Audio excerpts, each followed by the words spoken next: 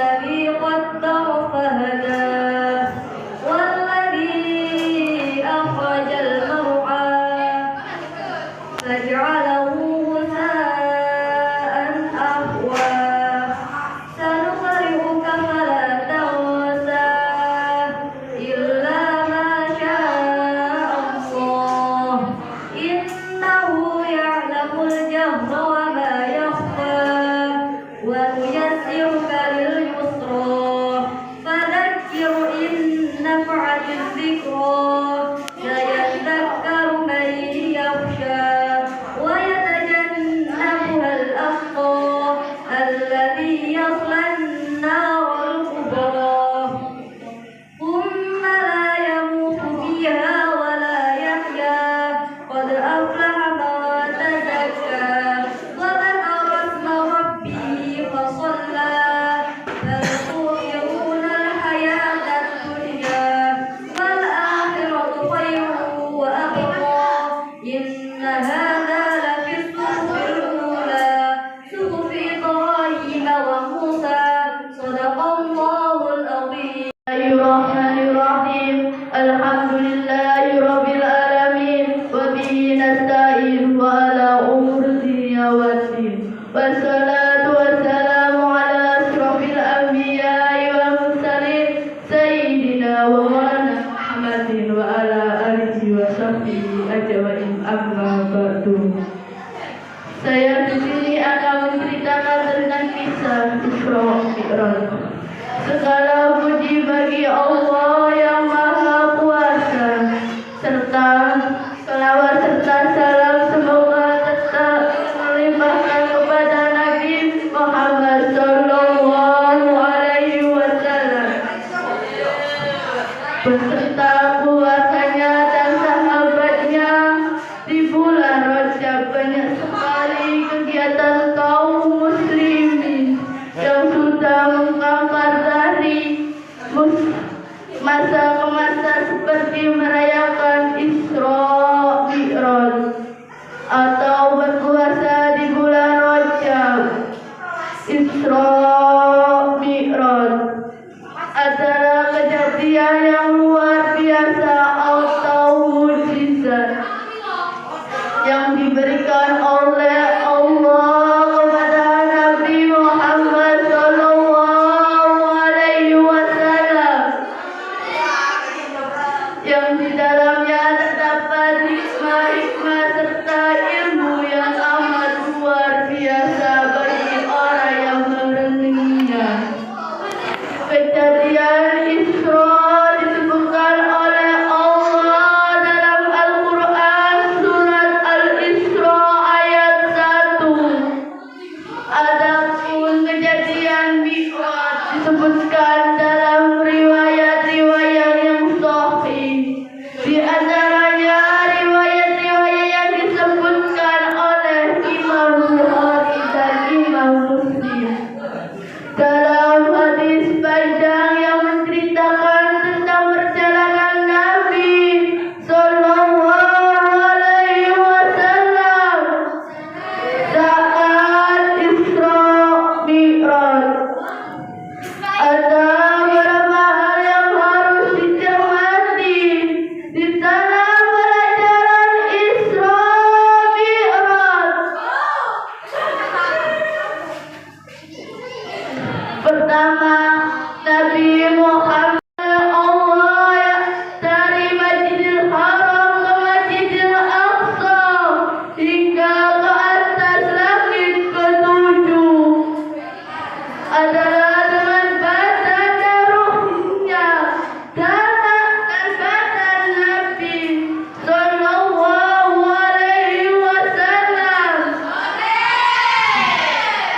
masih tetap dalam bentuk aslinya.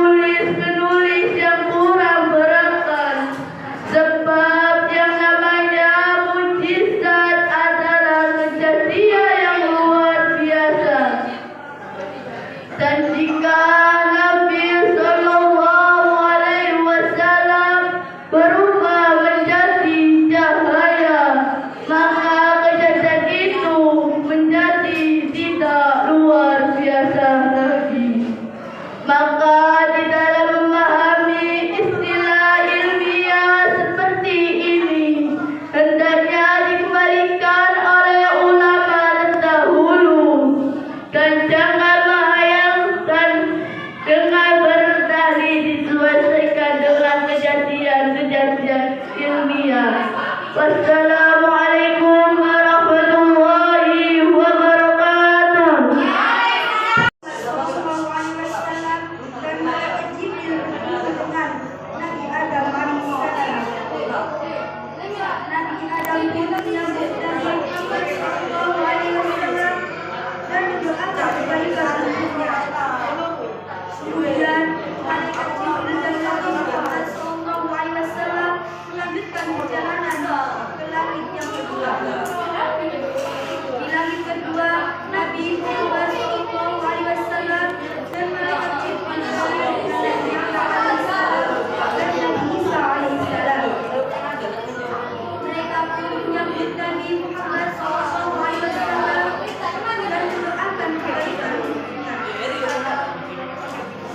Melanjutkan perjalanannya ke langit bertemu dengan Nabi Yusuf alaihissalam dan dia pun melihatnya. Mereka pun naik ke langit. Wassalamualaikum warahmatullahi wabarakatuh. Anak Bisa saat berdagang, beliau selalu mengutamakan kejujuran dan membuat bisnisnya menjadi sukses.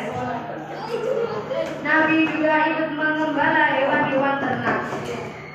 Singkat cerita, Nabi Muhammad SAW beranjak dewasa. Pada usia 25 tahun, Nabi menikahi seorang wanita yang terlalu jauh dari usianya yang bernama Siti Khadijah. Siti Khadijah berusia 40 tahun. Nabi Muhammad SAW mendapatkan wahyu pertama di Gua Hira melalui malaikat Jibril. Wahyu pertama berupa surat Al-Alaq ayat 1-5 yang bertepatan dengan bulan Ramadan. Kemudian Nabi fokus pada dakwahnya dalam menyebarkan ajaran agama Islam. Dakwah tersebut dimulai dari lingkungan terdekat yang dilakukan secara sembunyi-sembunyi sampai akhirnya dilakukan secara terang-terangan. Banyak tantangan dan cobaan yang dilalui oleh Nabi Muhammad SAW. Namun beliau tetap tegar dan sabar menghadapinya. Istri beliau yang bernama Khadijah adalah sosok yang setia mendampingi Nabi Muhammad SAW dan menjadi orang pertama yang mempercayai Rasulullah Nabi Muhammad SAW. Nabi Muhammad SAW mengembuskan nafas terakhirnya ketika beliau berusia 63 tahun karena sakit. Para sahabat Nabi dan khususnya umat Islam merasa kehilangan sosok panutan terbesar atas wafatnya Nabi Muhammad SAW. Nah, itulah kisah singkat dari Nabi Muhammad SAW yang bisa saya sampaikan. Kisah ini mengajarkan kepada kita untuk bersabar, jujur, dan melakukan hal yang baik. Sejarah-sejarah dan kisah-kisah tentang keislaman tiada habisnya. Maka itulah kita para manusia harus kenal-kenal kepada semua manusia untuk mengetahui kisah Nabi Muhammad SAW.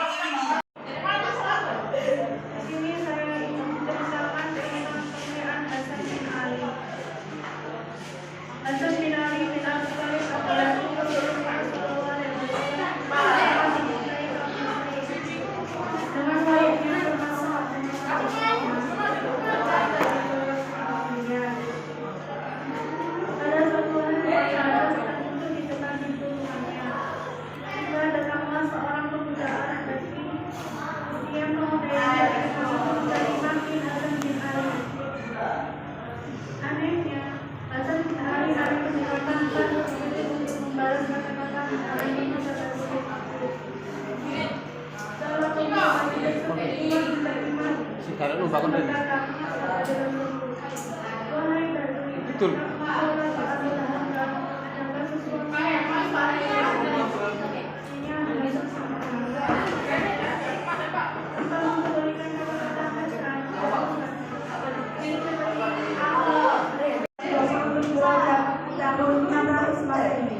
Saat seperti biasa Rasulullah telah melaksanakan sholat isya.